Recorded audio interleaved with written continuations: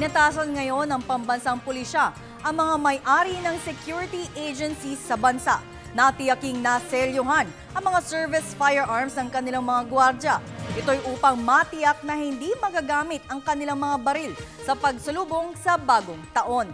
Ayon kay PNP Supervisory Office for Security and Investigation Services Chief Tomas Rentoy III, sakop ng direktiba ng mga police detective agencies, police security agencies, company guards forces at government security units. Ang mga baril ng mga gwardya at agency officers ay kailangan nakaselyo simula Disyembre 30 hanggang Enero, ikadalawa ng Enero. Pinasusumitin ni Rentoy ng compliance report ang mga nasabing ahensya sa darating na Enero 15. Papatawan ng kaukulang parusa ang mga gwardya at kanilang ahensya na lalabag sa nasabing direktiba.